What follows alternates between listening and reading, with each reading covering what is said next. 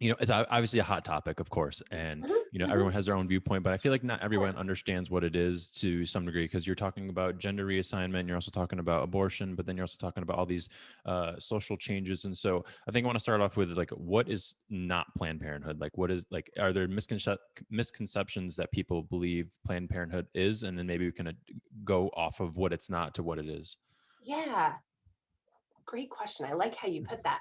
Um, so the first thing that I think will kind of be a helpful framework, I end up explaining this to a lot of people, is that Planned Parenthood is kind of like a franchise model in that there is something called the Planned Parenthood Federation of America, and I would call that like, McDonald's, like the overarching franchise. And Planned Parenthood Federation sets some standards and basically says, in order to say that you're a Planned Parenthood, you have to do these things. Same Mm, thing at McDonald's, right? In order to be a McDonald's, you've got to offer the Happy Meal, you've got to offer all these different things.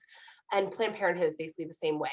But then each individual Planned Parenthood affiliate is its own entity, but oh, it okay. still has to um, follow the branding, the medical protocols that are set by the national organization. So I work for an organization that's called Planned Parenthood of Central and Western New York. So we offer services across, I like to call it the I-90 corridor of Western New York here. So basically Buffalo, Rochester, and Syracuse are kind of in a straight line on I-90. And we provide care in all of those cities and then in the communities in between those Mm, cities. Um, so I didn't exactly answer your question there, but I'm getting to it, I promise. I believe. So I really have started to, when family members or people who don't know much about Planned Parenthood ask me, I first off say that Planned Parenthood is a sexual and reproductive health provider. And I think that helps people to kind of back away from the sort of narrow view that they often see us in, which is basically like, you guys provide abortions, right? Like it kind of Right. gets narrowed down into that very small spectrum. And so I try to really brand it as sexual and reproductive health, which involves a lot of things, right? In order to have a happy sexual and reproductive health life, that may involve treating your blood pressure, or that Right. may involve treating your diabetes in order to have a happy and healthy sexual life. So, yes, it does involve birth control. And yes, it does involve abortion. But it also, if you really back it up, it involves a lot more than that, too. So, we offer at our health centers. And so this is a little bit different from health center to health center. So if you're hearing me speak and you're like, hey, I live in New Mexico and my health center doesn't offer that, I'm not surprised because, again, each Planned Parenthood is a little bit different based on your individual franchise.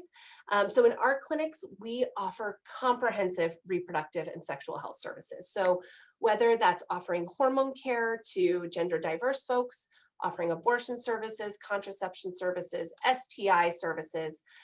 We offer PrEP, which PrEP is a pill that you can take to decrease the risk of transmission of HIV in folks who either know that they have an HIV infected partner or in folks who are, engaging in sex and just want that extra layer of protection, or if they know they're engaging in sex in higher risk communities, they can have that extra layer of protection.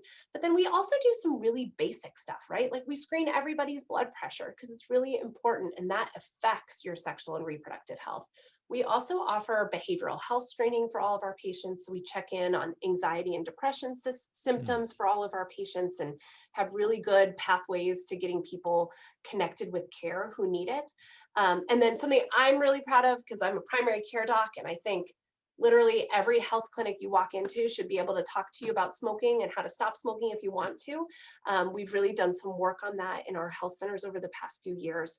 And kind of with that, building up the skills for all of our health center staff to be able to say, let's talk about lifestyle change, whether it's, I want to exercise more, or I want to eat better, or I don't want to smoke, or I'm worried about my drinking. The specifics aren't so important as the skill set around talking about behavior change. It can kind of be applied to anything. So, mm. really equipping our health centers with the ability to help people talk about that and strategize about how to make health behavior change. So, what I would say Planned Parenthood is not is just an abortion provider. I mean, I think that is really the biggest misconception out there, is that all that we do is prescribe pills for contraception and then take care of your abortion.